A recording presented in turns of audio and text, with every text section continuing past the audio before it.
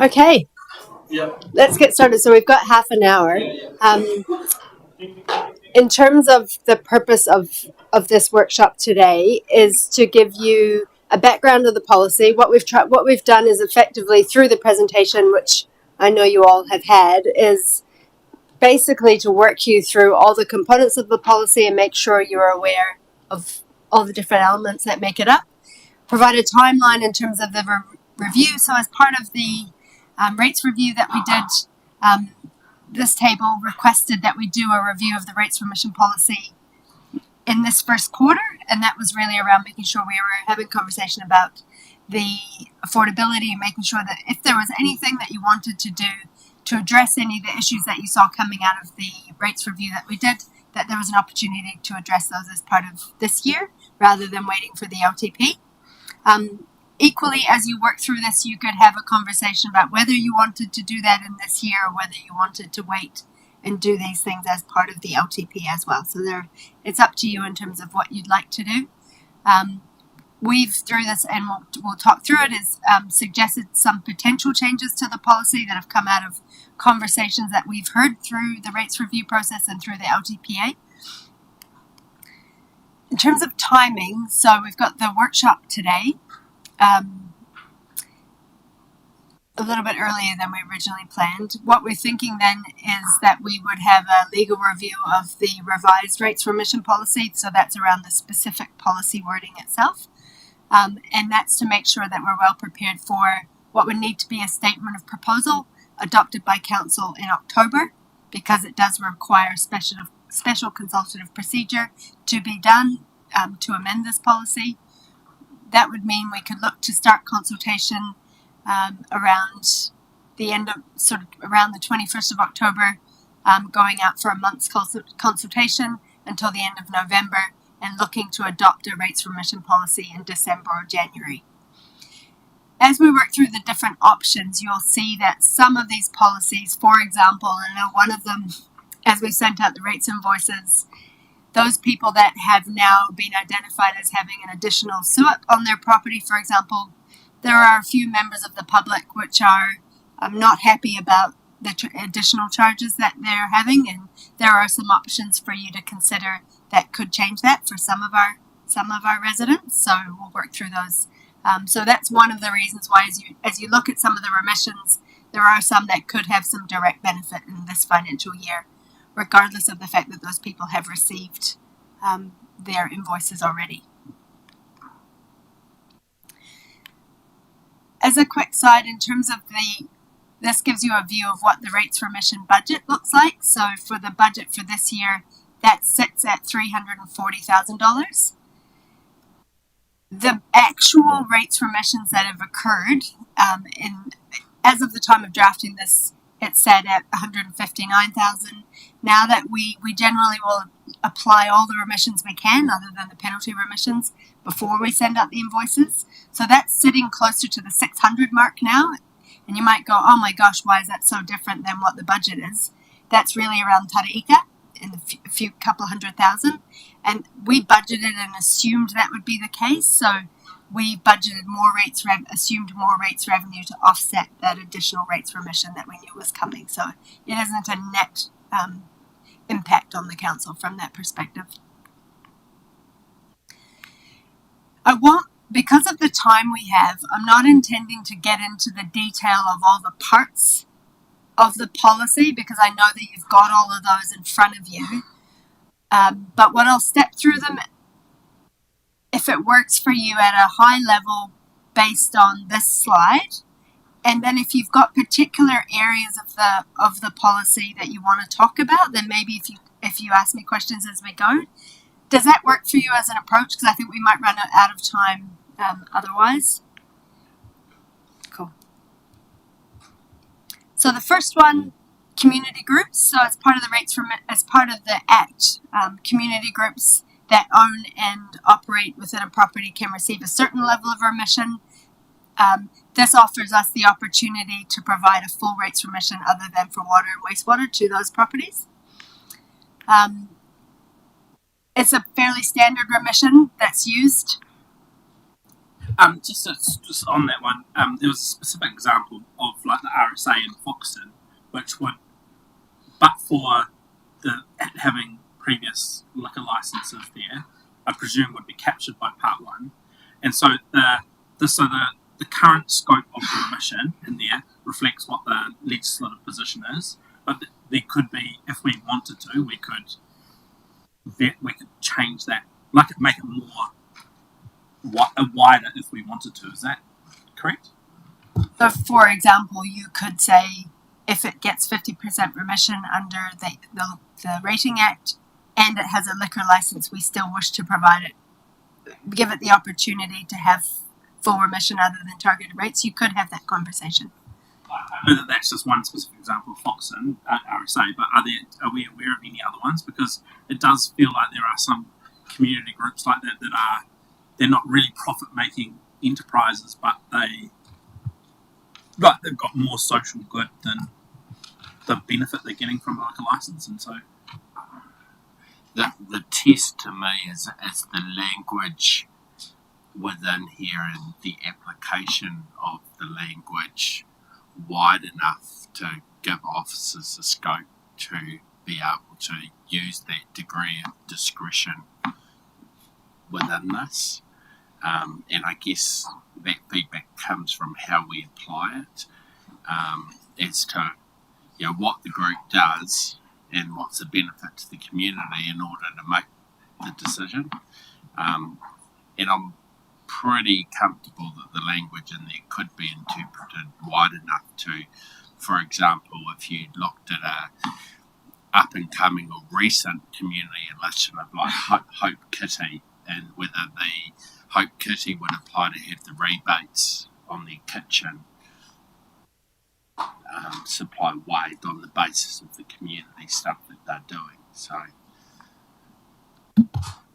I mean, that's an issue, isn't it, Jacinda, where some of these properties are leased to non-profits or that maybe are community groups that are doing some really good value in the community, but they're in fact owned by a landlord who is, renting it out. So how do you differentiate between those sorts of... If there's a lease, for example, if there's a lease where the tenant is responsible for the rates, for example, and they're a community organisation, then you've got the option within this policy, for example, to say to be owned or occupied and are required to pay the rates. So you've got some flexibility in terms of intent. Whether it be through this conversation today, what could work as well is that you could all, if you've got specific things that you think you might want to be incorporated as part of this, you could send me an email with the different parts and the types of things you want to make sure are included, and then we can work that up into a track change version. So what I'm hearing is that potentially if a leasee is a community organisation and they're responsible for the rates, that there might be an opportunity for them to also have some where the owner would receive some benefit and would need to pass that on to the tenant. I suppose it depends on whether the rates demand is in the organisation's name or the landlord's name. And if it's in the landlord's name, then we might be giving remission to someone who, most tenants pay the rates, but they don't necessarily get the bill. Yeah, it would be something that you'd have to write in, and then the expectation would need to be, and it could be in the writing that would be passed on. There's options about it. It's not quite as clean cut, but it's possible. And is what I'm hearing as well around that liquor license. Is there some will around the table to maybe have some flexibility in that area? I mean, I might be offering up a solution in search of a problem, but I don't know. I don't know the extent of the problem. The Fox and RSA was the one that just stood out as being like it's already something that struggles to sustain itself, and so are we? Is it?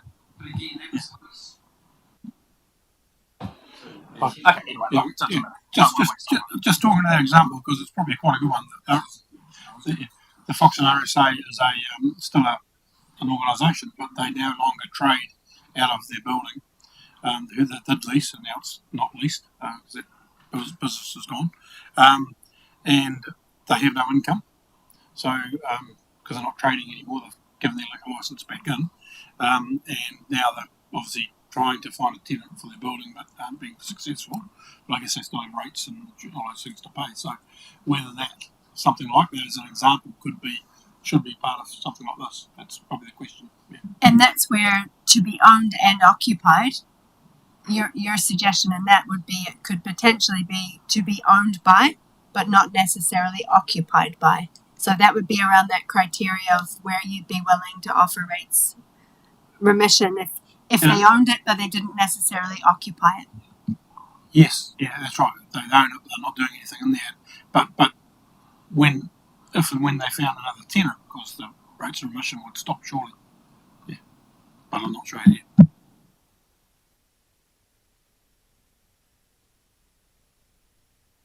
Okay, so potentially the liquor license, potentially owned versus occupied. What might be helpful in this is if you do send me your suggestions, is that we kind of have a little bit of a communication via the portal, because I think between now and October to get to something where you're happy with a track change version of the policy, it might be a little bit of to and fro around. Okay. The next one is around voluntarily protected land. So we've got a little bit in this space around land where there's a QET or open space remission or a dock covenant or similar, where people can apply for and have some form of rates remission.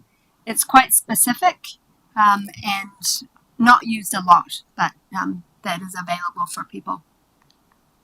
Kia ora. My only comment to that one is the last sentence actually around significant natural features, and I don't know what those are or how we test those as a council, so I'm interested in that, because significant natural features to me could also be waihi tapu and cemeteries and things like that that are on Māori land, and so I'm just not sure whether we capture that, so that was my comment.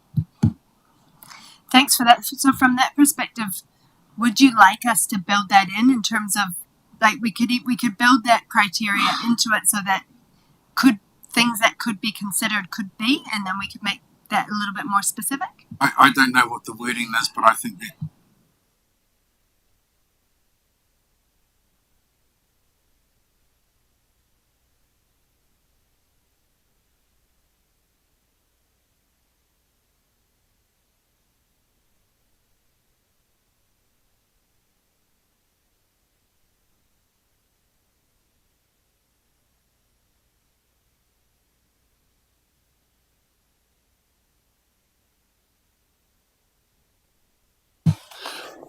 So just to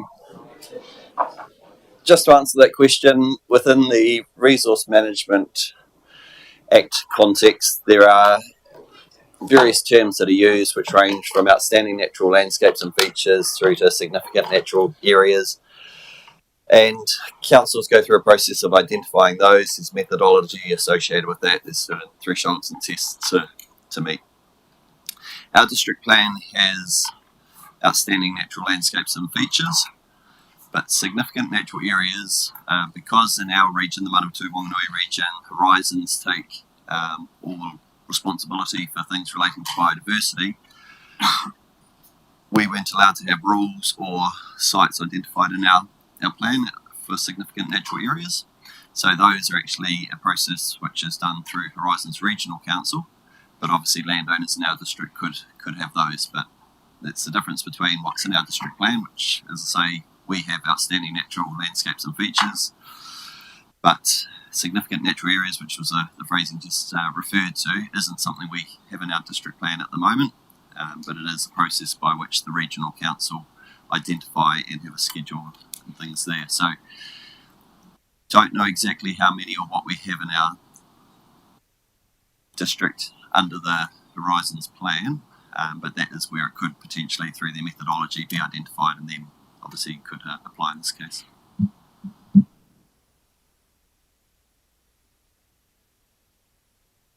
Well, okay, that's a good answer, but it doesn't really answer me. So obviously, because we don't have a mechanism and someone else is managing that, then I don't want to take up any more time, but I'm hoping that we will somehow generate a conversation and do something about that. So on that one, just to one point of clarification, is Māori land that would be, other than, I'll clarify it, but my understanding is that that wouldn't be rated at this stage anyway. That type of that portion of the land, it would if it has housing on it, but not if it's cemetery or wahitapu. Like that side of it should not be rated. It should be that Māori land, Māori freehold land shouldn't be rateable from that perspective unless it's got housing specifically or a business operating on it. Okay, I can follow up with some stuff for you later, Jacinta, because I know one urupara that does have a bill, so I'll follow up with you about that. No, please do. And if there's anything we haven't quite captured, we can incorporate it into here with more clarity. Absolutely. Yeah. Is there anything else on the voluntarily protected land before I move on? Okay. Penalties on rates. So this is a fairly standard one in terms of if people have good payment history and they apply for they apply for a remission on a penalty they've received, then they will receive a rates remission for that penalty. But if it's a consistent issue, then they won't continue to receive that penalty. So that looks at regular punctual payment over the last 5 years is what's mentioned specifically in point A in the policy. But just wanted to highlight. One of the things we had last year was the chief executive delegations are $5 for write-offs of rates, including penalties, and my perception of that was way too long. So it's connected to this, but it's not. And so I want to make sure that we have an element of discretion that allows for where it's just completely uneconomic it's probably more to do with recovery of unpaid rates, but I think they're sort of connected because it's just making sure that there's enough discretion in here for you guys to go, okay, well, this set of circumstances is such that, yeah, this person either short paid or, that's what I guess that's the. So I'm not sure if the language as it is has that enough flexibility, but your advice might be that actually it needs to be reasonably tight. I think it has to be fairly tight, otherwise it's quite hard to enforce. But I think that bit around unpaid, potentially smaller balances, we could include as a separate section. So because it wouldn't be just penalties, probably. Yeah.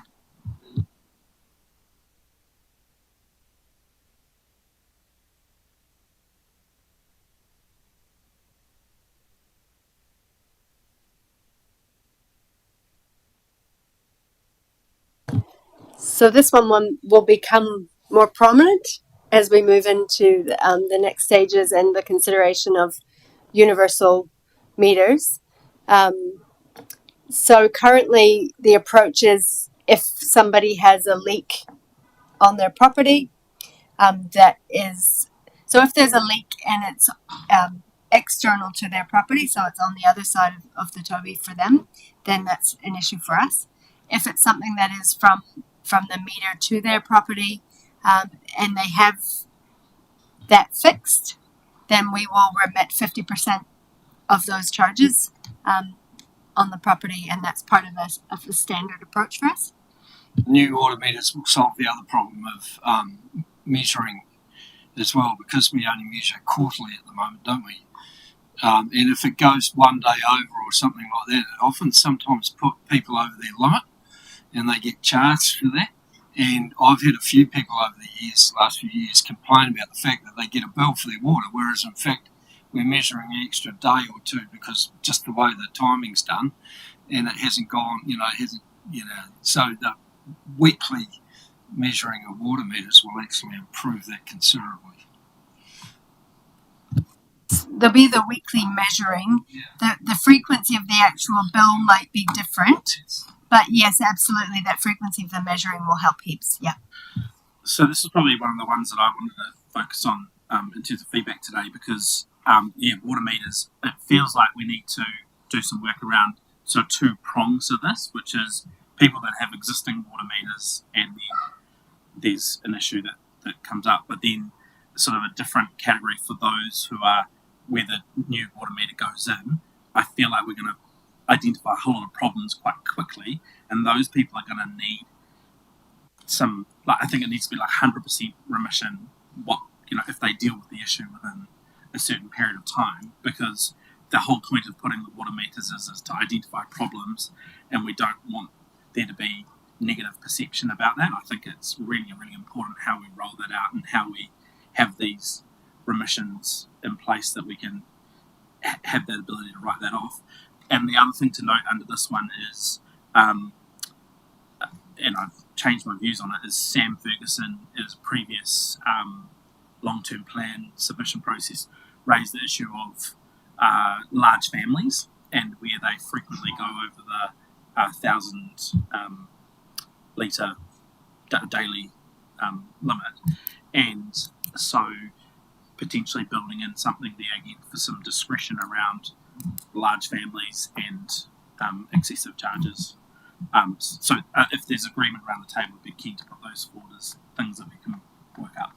May I suggest with this one, because I think as we work towards a long-term plan, I feel like this particular part of the remission would be best addressed as a long-term plan item, and that's the reason for that is as you move towards everyone being on meter, understanding how many readings they're going to get between when we implement meters and when we decide they may be charged for meters in the future, and the process around what that looks like and at what stage they're going to receive their readings, at what stage it's going to be a zero charge. If you decide in the future it's going to be billed, how we and the structure of fixed versus variable charging, all those kind of things I think are part of the long-term plan conversation. So I think we're best probably to keep this as it is as a suggestion, because there's lots of elements. I know implementing water meters down south at Kapiti Waianae came just as they were going on, and there are some, it's really important that you get that bit right, and I think we probably don't know all the elements yet. Does that mean though that if we then change this later, we'll have to go through a special consultative process? But we could do that. You can technically build that in as part of the long-term plan. Yes. Yeah. Yeah, it's absolutely a regular part of the long-term plan documentation anyway, so it's simple. It's easy enough to align it. The key reason, I guess, as part of that, and we talked about it at the beginning, is there something that's significant enough in this policy that you want to amend now, or do you want to, or we wait until the long-term plan and do everything in one go? So that's a bit of a consideration through this process. Probably what I've heard from a few of you and through members of the public is that SUIP remission for those people that are not renting the second unit and are not earning any income off of it's one that we hear quite a bit, but we'll get to that one. But I just wanted to call what Sam said and just re-raise what I said yesterday about homes that have their own freshwater tank systems as well as a consideration. So, and the other one I was going to raise is the meters are going to be good, because we had an example ourselves where we only found out we had a water leak in our house because of a gas bill. If we didn't have a gas, if it wasn't a hot water pipe, we'd never have known. But that remission policy we have wouldn't have helped us much with what happened.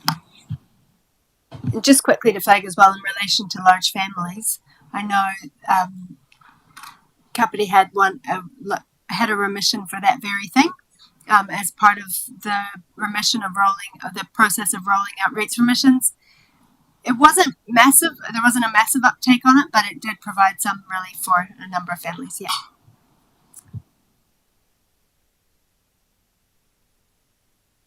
Remnant land. So this is where you may have a very small piece of land that doesn't have a lot of value. It makes it it's administratively difficult to collect and or charge rates on. I don't think we actually have anything that we've remitted for in this area, but just wanted to flag that it is a possibility and is available in terms of the we have $952 that we remit in this area, so probably don't need to spend too much time on that one. This next one, rating units in industrial and commercial areas used for residential, this actually doesn't currently provide any benefit. In previous long-term plans, it did have benefit in the sense of our roading rate was charged differently whether you were a business or whether you're residential. So this one, you can make a decision about whether it's cut or whether you keep it, and that would probably depend on your thoughts on whether there was any appetite to look at a commercial or a business rate in the future. So just to test everyone, is there thinking around keeping it or cutting it? I suppose the only chance is that if we start building apartments in the middle of town and things like that, would that be part, that wouldn't qualify in that space? Not at this stage, because we don't rate any differently if you're a business or a resident. Right, okay, yeah.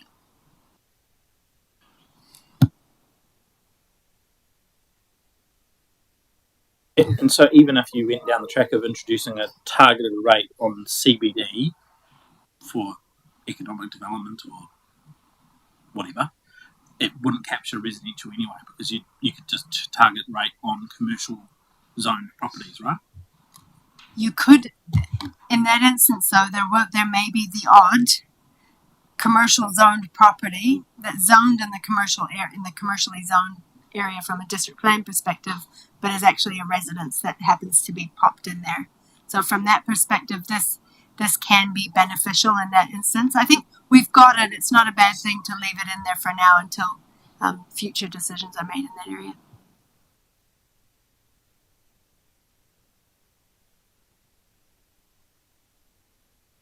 Now the Part 7 is one that's used quite considerably. So sort of, I think it would be up to around 450,000 or so in terms of, so Taraika, for example, Tararua Road, where you have land where it's used for primary industry and rural residential purposes, but they've been rezoned as residential and business zones from a district plan perspective. So this is where your district plan, in terms of what you're deciding and where you want property to be, is different from what people's current usage is in those areas. The key reason for this is because why this affects rates for people is because when QV go out and they value the property, and particularly in this long-term plan amendment, this was big for Tarika, because QV went out and said, right, that area is now zoned residential, so we're going to value it as if it was residential property. That significantly increased that value. In terms of this Part 7, that gives the landowner the opportunity to apply, prove that they're using it for primary industry or rural residential purposes. They can then apply. QV will go out and revalue it as if it was rural or residential land. Rural residential. What about that land that is being purchased by Wakakatahi at residential values now rather than the current values because of the development potential of that land? If they're purchasing it, they're buying it at the new value rather than the old value. And they're getting rates for emissions as well. So if Wakakatahi I'm not aware that they've applied for a rates remission. So you have to physically apply for it. It's not provided to everybody. There needs to be an application for the process.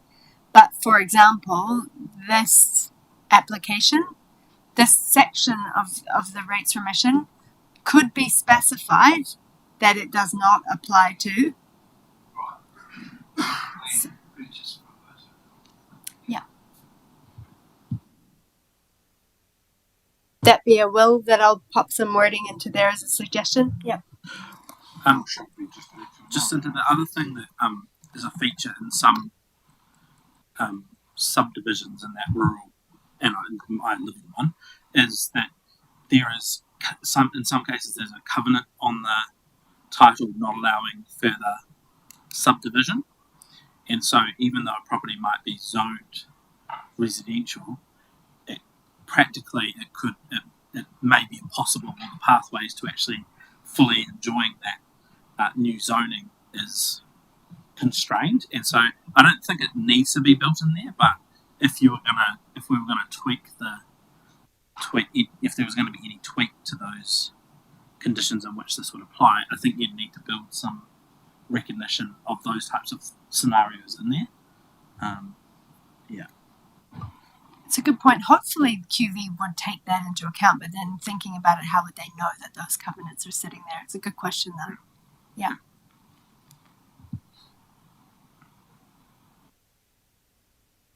I'm hearing then that there's a general will to carry this remission on.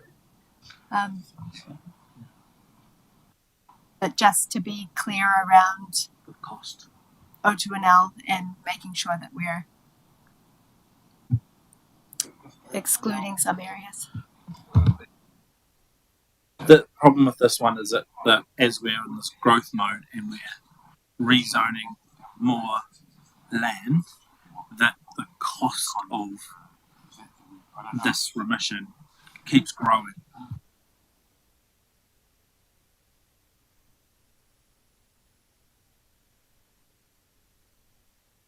I think from a community, we would have a fairly sizable community group popping in if we were to have a meeting about rescinding this particular one. I think, but you're absolutely right. I mean, it was a big learning through this LTPA that we missed getting that Tariika conversation right, and understanding it up front and having that conversation as part of this. We need to be on top of it and understanding at any point what the potential rates for emissions are, and so that we're deciding that along the way. So can you tweak the language to it? It's essentially exclude any future development of greenfield piece grandfathering. You absolutely have that option. Just on that, like I'm quite supportive of keeping it in there, just given the current environment we're in. But I think we probably just need to be careful that we do, keep it as a live document, if you like, and revisit it as we do progress, because there will be obviously more rural land come into the housing as we progress, especially as we expand as a community. But yeah, I think it is important to have a and we saw through the long-term plan amendment the need, especially with the couple of meetings I was at anyway.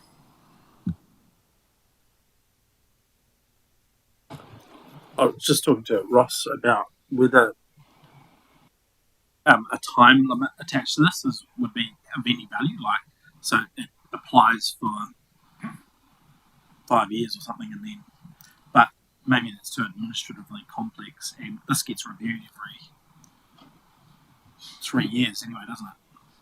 Alongside that. Every 3 years. Yeah.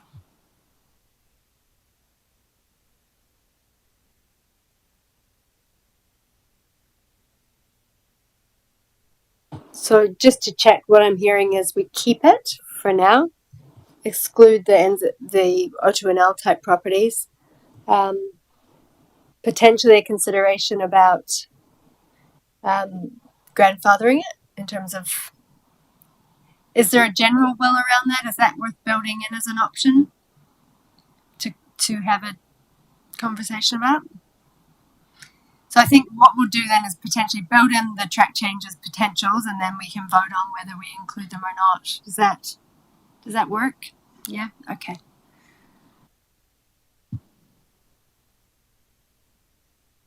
So, Jacinda, just because you've been involved in this before in previous council, did I hear you say? KCDC, yeah.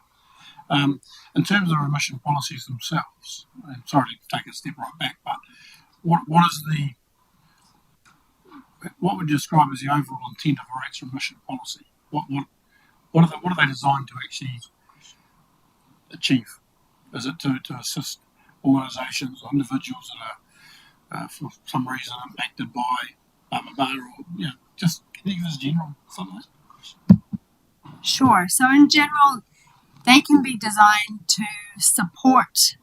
Often they're designed to support additional rates where they can impact areas of the community, such as community groups are often featured in a rates remission, where rates might be considered an undue burden on that particular area. Environmental reasons, like for example the QE2. Earthquake has been one that can be featured, where councils may wish to incentivise particular things from a rates remission, or recognise the impact that rates have on properties that might have earthquake, or that are working towards strengthening those types of things. Affordability is a key one that's often used. Rates postponement. Where you're looking to particularly benefit or offset the impact on parts of the community that you can't necessarily change through a rate structure. So, for example, the district plan one, Part 7 one's a good example. We're zoning our land to become more able to be developed, but we recognise actually that we've got some rural farmers that are still very much using that land, and it would be considered unfair to charge them based on a residential basis. But it doesn't necessarily work from a flat rating structure, and so the remission seeks to sort of benefit or help out those areas of the community that might not be able to be serviced by strictly the rates policy itself. For me, it's I can see the purpose of having one of these, but for me, it's got to be pretty tight. I think otherwise, I think we already touched on the financial cost that potentially well-intentioned things that go into a policy like this could have some consequences that we probably didn't plan on, sort of thing. So the unintended consequences is what scares me a little bit. So I guess my message is as tight as it needs to be to avoid those consequences, perhaps. So I can see the reason for it. I'm conscious of the time. We're probably we're over about 5 minutes from where we should be.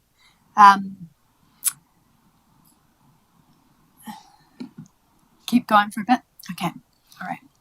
In terms of small balances, I think Councillor Jennings, you mentioned this one. There is absolute flexibility here to increase that total from $5 higher, and provide that flexibility for the chief executive or my role or financial controller role to write that off. Is there a level that the table would like to put forward in terms of? Not really, no.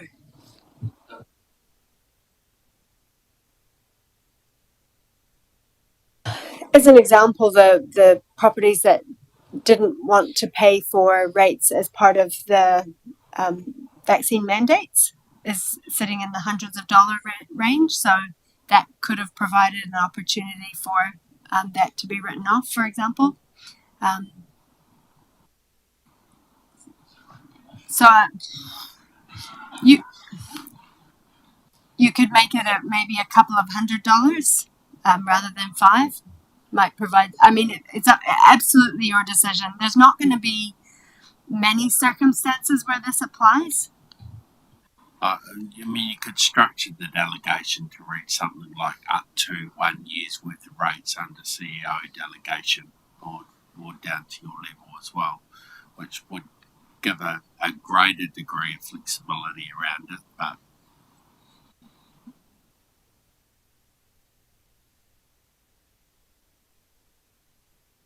Sure. I mean, there are some circumstances, for example, where a property is damaged by weather event, for example, and we may wish to help that property out from a rating perspective, and we've got some live ones at the moment. That then means we don't need to come to council to provide that opportunity. So that's a decent suggestion in terms of that. For significant, something that is significant in their life, we can look for particular wording, but that's fine. Want to give license to be able to use discretion for those. Yeah.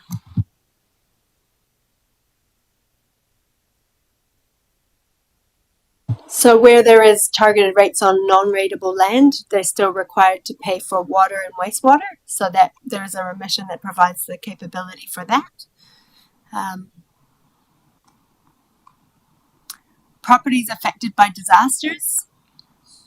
I can speak to this. We changed this just in the last term, and tweaked it to, I think, widen it to make it a little bit more easy to apply to declare an event, and then it's should be easy to implement. I think.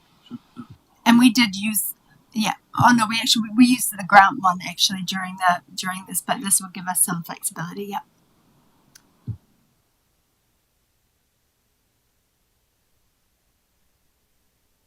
This one is around where because we have a number of targeted rates. If you've got two properties which are in common ownership but do not meet the criteria of a contiguous property, and that just means two properties beside each other that aren't necessarily on the same title. This gives some flexibility to treat them as if they were one property and not charge two lots of targeted rates. So it's a fairly pragmatic one, this one.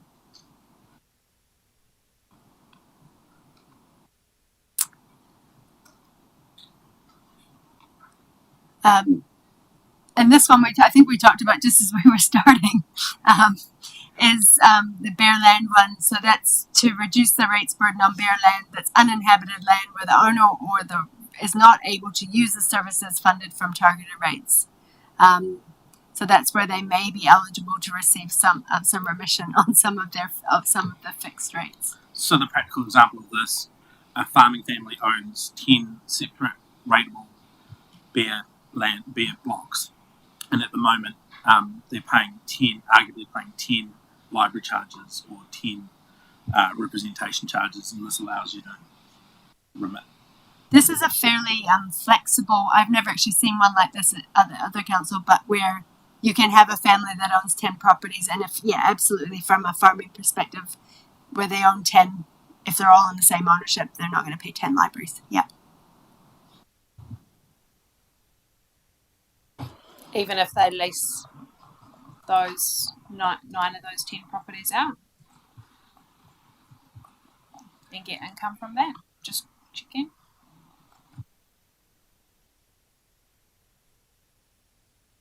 Are the cows using the library? I was just going to say I struggle with that because even if farming family they go out and they buy other properties to add to their portfolio, and then they have a opportunity to remission, but that it's not like they've started with a big block, broken it up into pieces. I don't know. I struggle.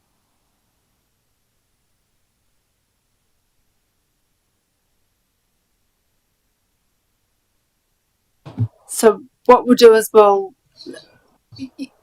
feel free to provide suggestions, but this one may be one that during debate you might decide you want to make some changes to.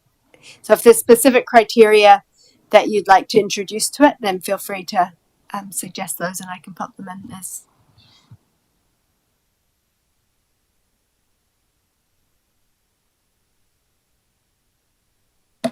If the piece of land is deriving an income other than from the primary purpose of the owner, so the farmer running his cattle on it, not necessarily, but the farmer that's leasing it out to the farmer next door and getting a yearly income from it.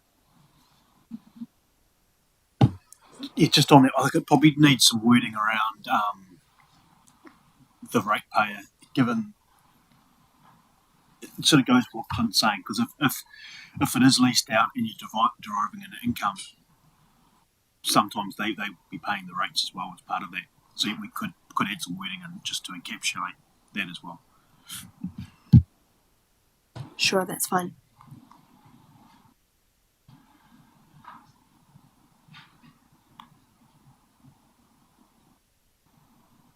So this is around not rating having a remission, so we're not in a circular argument around rating ourselves. So it doesn't really have any overall impact, that one.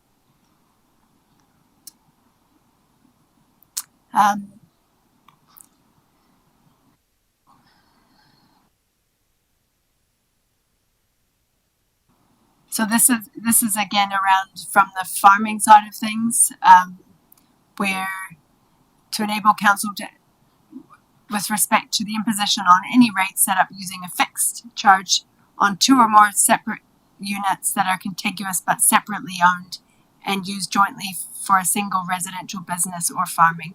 So that's where there's some properties in the district where it might be owned slightly differently, but they're used for the same purpose.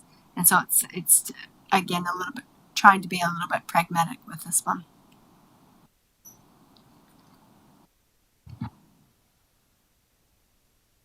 To say we are fairly flexible in this one as a council. So in terms of potential changes to the policy, some things that I'd heard through the rates review process were that the council was keen to consider optional rates postponement, looking at a rates remission for low-income ratepayers, potentially looking at property under development or earthquake strengthening, and policy for rates relief for residential rating units containing 2 SUIPs. So the option around rates postponement, is that something, so that could look like providing rates postponement if somebody was over 65, was having issues in terms of paying their rates. Is there an appetite at the table to progress further with the rates postponement?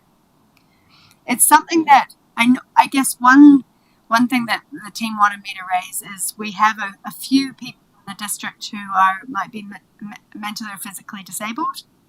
Their parents have left them their property. Their trust is now wound up. There's no more money left in the kitty to pay the rates. That person's understanding of what's going on for them, they think the trust exists and they're able to carry on living there, but actually there's no more money to pay the rates. So an optional rates postponement for that type of person, and there are a few in our district, would be really beneficial because that allows them to stay in their property until they pass, because there's no one, their parents have left it to them and there's not another avenue in terms of being able to pay. So just wanted to give a real life example of where this type of policy can be quite helpful. So that would be on top of the rates rebate. Yeah. Okay. So we'd get the rates rebate back, but we might remit those other parts of the rates. So that's a good question. So we provide them with a rates rebate. It's not actually a remission as such, in the sense that they still owe that money. It would go on their account. They'd be charged interest, and at the point where either they sell the property or they pass, then because the amount due is tied to their property, that would be paid back to us. But effectively, it's us carrying a debt for a portion of time. Yeah, I feel quite strongly about this, and I've been a proponent of this for a while. And I know that, and I was talking to Ross, that it's not everyone's cup of tea in terms of, and the evidence is that there hasn't been huge uptake in other councils where this is a thing. But I feel like it's an important thing that we at least go out for consultation and say, this is what we're proposing. What do you think, community? Because I think if it's underpinned by the fundamental principle that it doesn't cost other ratepayers anything to use this facility, and that the only real downside is reducing our debt capacity, and again, if the uptake's low, then it's not going to be a significant problem. But I think it's something that we should definitely take forward. There's some really good examples out there already of other policies with the other councils, and yeah, I think it's the interest cost and application fee.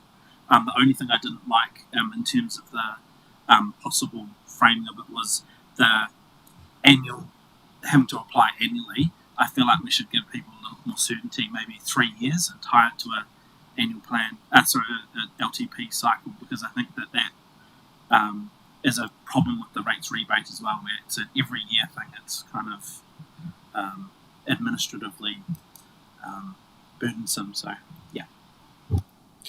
Look, I do support it too, and I know Grey Power has been very strong in its advocacy around this. I just wonder about the age-based criteria.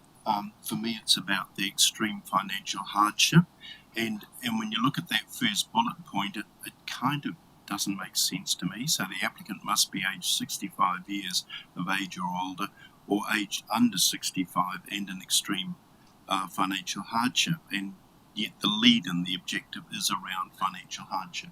So I just wonder about including that. I just asked that question.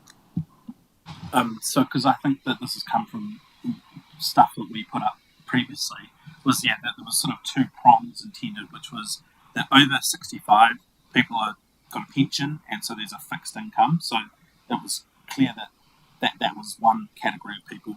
But then that under that age, it was only those people in extreme financial hardship situations that should be able to use council ultimately as a bank, as a lending facility. That was the intent of what was put up. David pretty much says that as long as you're over age 65, you can apply for the remission. If you're under 65, you can only be in extreme financial hardship to apply for the remission, which does not seem right to me either. To me, I must admit. Yeah. I mean, without wanting to labour the point, it's about financial hardship, not about the age of the person in financial hardship, from my point of view.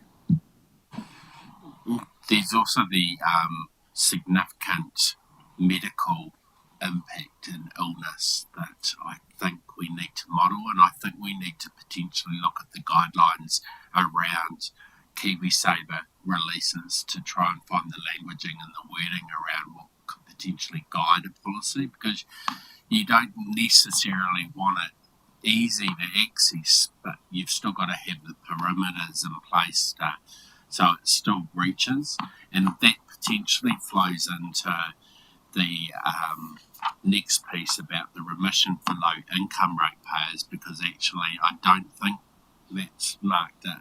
I'm not too sure whether the New Zealand government rates rebate must kick in from 65, and I'm not sure that language necessarily targets the significant low-income families or low-income ratepayers that we're targeting.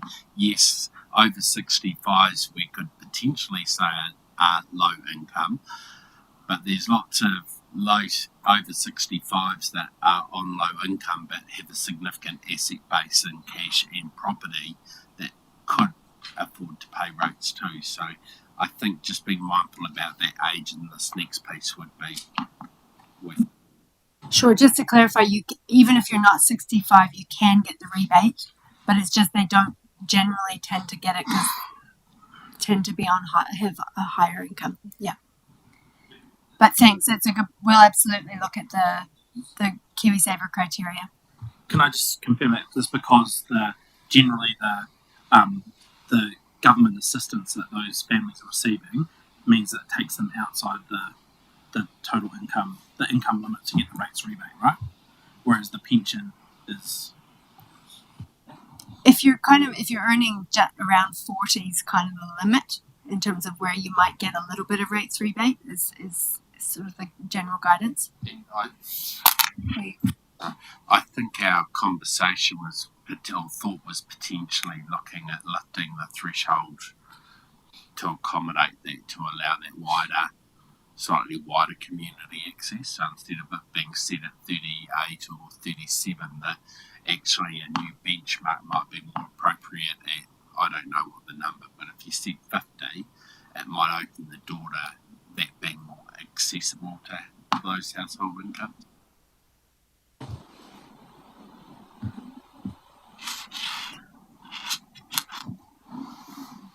Given that they tell us people live longer these days, I wondered what our limits might be at the other end in terms of you don't know what the uptake is going to be. Of course, you can monitor it, but we've got to leave headroom in our debt in case the unforeseen happened and we need to draw down lots of money pretty quick to sort out disasters and who knows what. So is there going to be a percentage of which we would allow for this type of borrowing? Because that's what we're doing. And cool, yep, though we can charge the interest as well and all these other things. But I think when it was, well, I thought it was for over 65 now, and the hardship thing, but now it feels like it's getting stretched, and I just want to know where's the limit. Because if there wasn't, I wouldn't go for it, sorry. As much as I want, I feel for people, I genuinely do, but you've got to watch out on the other end, is the thing. Because we're not a bank. Can't be a bank. Yeah, no, so we just had that very good conversation this one from me, because I think this is another, like previously to me, it's got to be tight. This has got to be tight. We're not a bank, and we're a council. Servicing our community, sure, but there's lots of support out in the community for these people as well. So if we can do our little bit, yeah, it's fine, but we shouldn't be the end all and everything as well, because it's not our role. I believe it's not our role. But so for me, it's about keeping it tight rather than trying to cover everybody that might come under some kind of hardship. I wouldn't support that. I wonder if this is one that we flick through for a formal debate at the council table. I think we're fairly divided amongst it, so that this is an important occasion where we just say, look, we've just got to debate it. Absolutely, that's fine, and we can provide some options in terms of, say, for example, if it's 50,000 or 100,000 in terms of total level of rebates, or something along those lines that you could consider as part of the debate. Would that work? Councillor Tukawa, would you be happy with that in terms of some suggestions? If there's no limits, then I just simply won't support it. That's really where it's going for me. And part of that is, like, I get an older person, and you can put these, if they pass, you could sell the house, and that's how you get your rates back. But the younger person that's perhaps in the financial hardship, you don't know what the circumstances are, and what if it's just keeps rolling on, and they're 10 years worth of having to, that's a lot. And then, I don't know, just some things are out of control. And it does get difficult I know there's a paper coming to council as part of our council looking at the rating sales that are potentially on the council's books at the moment. So we do have to be really careful, because once you start to provide a rates postponement, you don't want to get to the point where you're then saying, no, we don't want to do that anymore, we need to sell. So absolutely, you would think that if it's a decision that you make and the level that you're happy to sustain, it's a very good point around the level that you're happy to go to. Can I just clarify? And so that's a limit in terms of, because there's an equity limit in terms of the property. That's one limit, and then an overall envelope limit. Yeah. Okay. Yeah. And so you could set that as a percentage of your total debt or whatever, right? Yes, or a total dollar value, either or. Yeah, absolutely.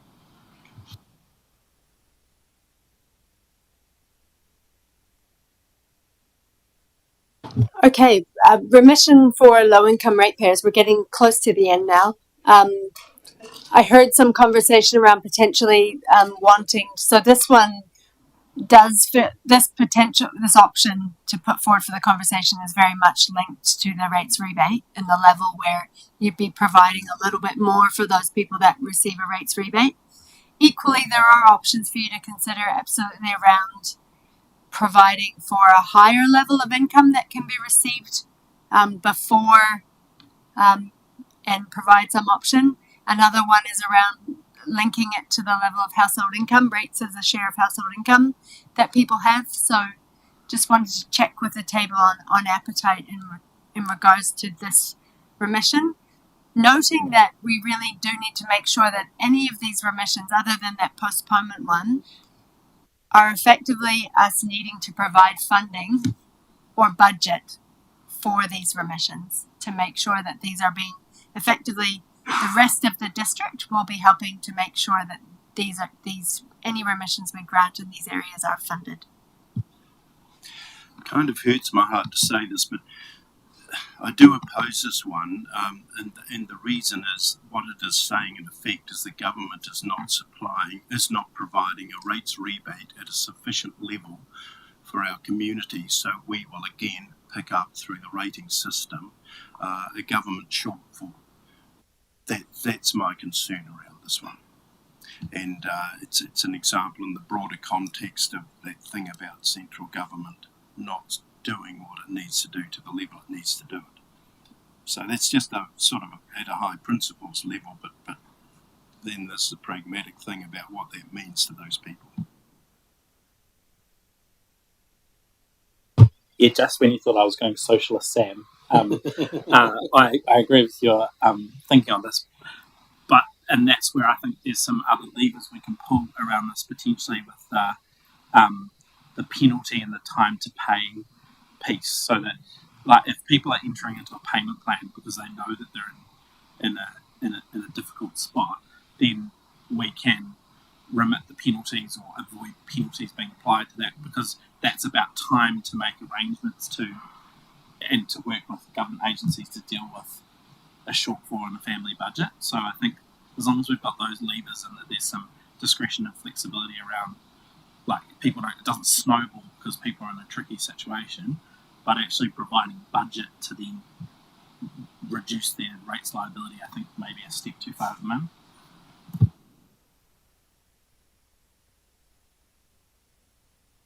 Is that a general consensus around the table at this stage? Okay. The next one around properties under development or earthquake strengthening. Is there any appetite? I know this came up from one member during the LTP or previous processes. I'm hot on this one because I think we really want to incentivise the good people who get on and strengthen and deal with their buildings, and penalise the bad people who just sit on earthquake-prone buildings and do nothing. So, like on the flip side to this, I'm going to be pushing for like some sort of targeted rate or something that is about trying to shock people into action. But I think like this type of thing that actually says, I think we need to be quite bold in this space and say, if you get on and do it, there's a real incentive to you here. I just wonder whether we hold this one and we capture it as part of our town centre briefing in a couple of hours, because it aligns. Cool, thanks. So the last one is around the separately used or inhabitable parts. So this one came up where we have some properties that where people have built an extra dwelling for a family member or somebody in their family that's struggling. They're not receiving any income for it, but do have a second dwelling, so are getting two lots of fixed charges effectively. So I think this came up from a few councillors, and so it's raised today to see if there's an appetite to progress this. So this wouldn't mean that every separately used or inhabitable part would be remitted. This would be only if it was family members and wasn't receiving rental income. So they'd be required to submit a declaration each year, confirming that that was the case, and you'd be relying on that declaration in good faith. I suppose the only difference, Jacinda, is if they're living there full time, type of thing. That it is used as a flat, if you like, rather than the difference between someone visiting and having an opportunity to spend in that space. But I know that there are also people, that might be another family member, a grandparent or someone like that, living in a separate attached unit to the house. So, I mean, they really should be paying if they're there full time. I think, if I recall, the motivation for this one was around with the housing, the housing issues, and the fact that families are increasingly supporting each other in situations like this, where there is a family flat or something, or a second building on the property where people can come and live and share costs, etc. So I think that was the motivation for it, which I understand. So I guess that's the conversation, is whether it's there's the appetite for it or not. I personally support this one myself, but others might have other views. But But as I recall, that was sort of the motivation for the conversation. So, And so, just to clarify, so this is remission on the targeted rate. So, essentially, means a household with a granny flat won't be paying 2 library charges, 2 representation charges, and the other one, representation, and aquatics. And so there's some consistency with this one, perhaps with the bare land sort of approach, the multiple parcels, where because it's again sort of common ownership. It's I think I'm enough support to take it forward to consultation. What I'm hearing today, probably from the different parts of the conversation, it depends on where the debate gets to. There sounds like the postponement and this one probably would be the ones where are actually going to cause that significant change to probably warrant going up for a special consultative procedure.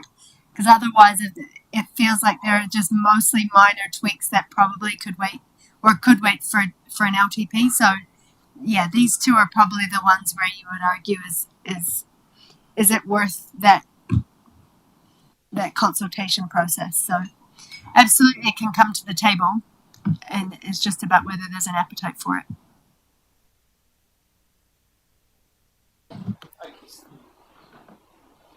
I support that one 100%.